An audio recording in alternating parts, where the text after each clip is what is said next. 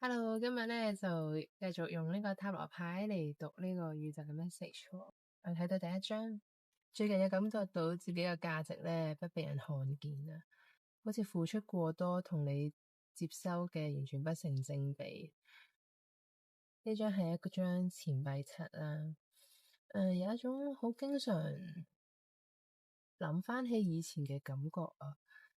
我諗可能過去有一段經歷啦，有一段都幾痛心嘅，即係幾糾結嘅力量喺入面啊，係有啲心結喎。睇到呢張牌就係個人好似愁眉苦臉咁樣啦，即係你唔係唔做嘢㗎，佢攞住碌棍棍咁樣，好似即係要行動，但係佢想做嘅時候又諗緊，哦，其實我今次係咪唔應該落咁多力咧？咁有懷疑自己啊。咁我哋繼續抽啦，第二張牌錢幣騎士。所以漸漸咧就發覺可能要帶多啲嘅盔甲上陣喎，係咪啊？呢個好似一個有啲停滯不前嘅牌嚟嘅，有啲行動力係有啲緩慢嘅。由呢個錢幣七去到錢幣騎士咧，感覺就係有個盔甲咯，係啊，即係可能有個柔弱嘅內心咧，唔想俾人看見啦。你見到呢個人着住重重嘅盔甲，攞住嗰個錢咧。珍而重之咁，好想係俾一個真實嘅人或者工作或者關係，希望佢係可以接收到你嘅付出同埋價值嘅。係啊，你而家就可能係穩步，慢慢用一個好緩慢嘅速度向前行嘅。咁但係又真係喎，每次向前行咧，又真係有啲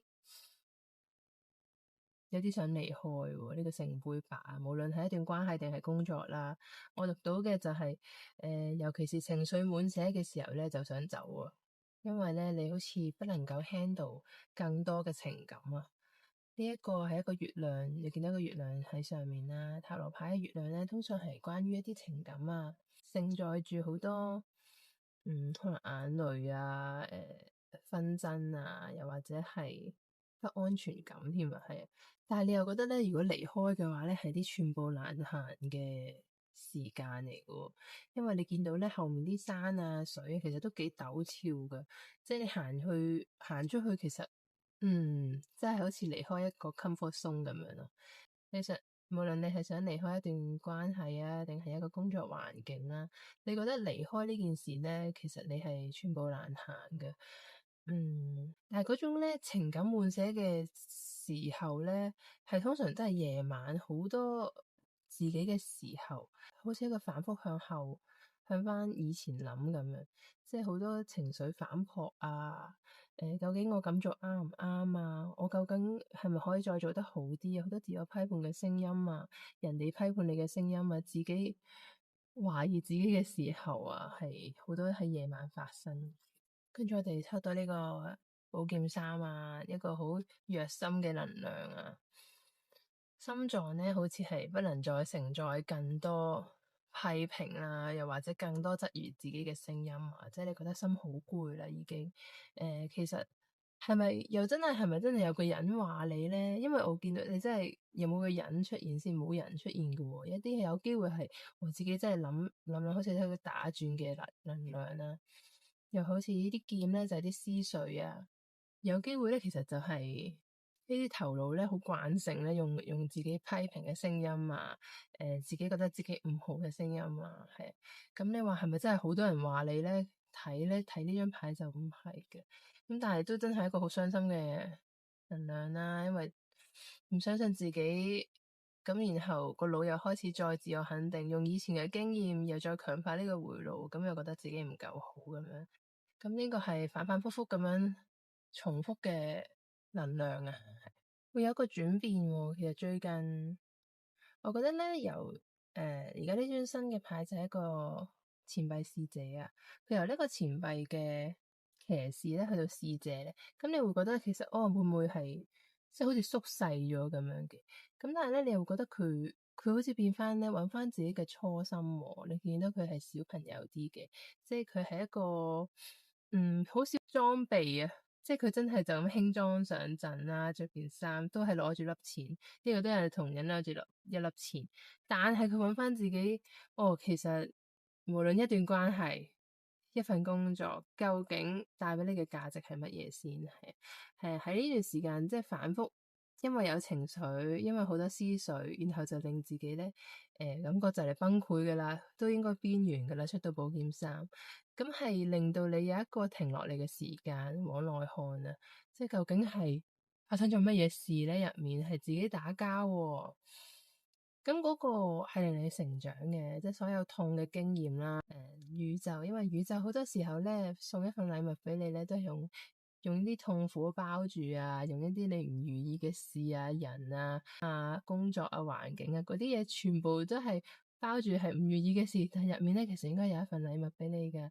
咁你係因為通過呢啲傷心啊，覺得好辛苦嘅事咧，你最後就會發覺，哦，其實我揾翻初心係乜嘢？我係咪真係需要嗰個裝甲咧？我係咪真係需要呢啲裝備咧？又或者我帶住呢個裝甲啊，我唔輕易俾人哋接近我㗎，即係接近我我唔想俾人哋見到我內心係點樣諗啊！我係一個既自大又自卑嘅人，我有感覺到呢一個。咁但係最後咧，佢俾翻一個使者，我哋重新即係其實佢好似即係外人睇佢好似係咪乾咗咧咁啊？即係好似細粒咗咁。咁但係其實你自己就會知啦。咁因為我哋揾翻初心就係咩？我哋重新去行過呢條路，究竟我哋係想喺嗰度攞到啲乜嘢價值咧？咁我哋係要好似要翻小朋友咁喎，即係要小朋友係點樣啊？小朋友就係即係唔知驚，冇懼無畏，咁就係帶着呢個熱情去行嘅啫。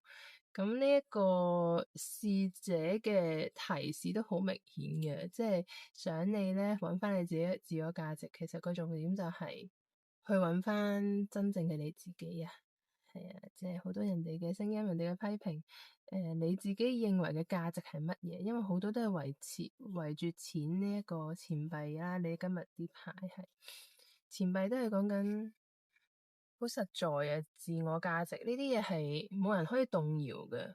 我哋變翻一個小朋友去開始重新呢條路都唔係一件壞事，因為我哋覺得如果一段關係或者一段工作嘅經驗啦，你覺得已經冇得滋養你啊，又或者其實嗰條路可能唔係咁樣行喎，咁就去再嘗試一個充滿規格嘅人變翻一個好似小朋友咁輕裝上陣。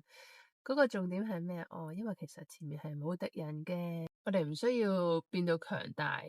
因為點解你唔需要對抗任何事咯？因為你本身已經有你嘅價值啊，本身你已經值得夠好嘅話，點解你要變到咁強呢？係咪？前方都冇敵人，係咪？前方都唔會有人害你，前方都唔會有啲咩令到你有受傷害嘅。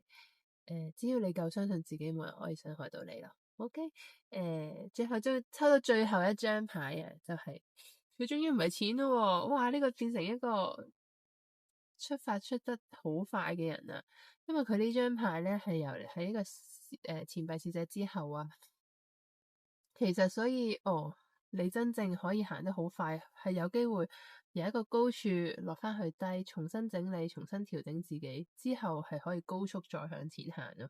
所以千祈唔需要驚任何嘅點解一個停滯啊，或者任何人看似覺得係一個阻礙咯，都唔需要害怕，因為真正嘅好同埋真正嘅壞咧，其實都係冇呢個好同壞嘅定義之分嘅。係啊，凡一切發生皆由嚟於你，就係咁解。咁今日所有嘅信息就係去到呢度啦。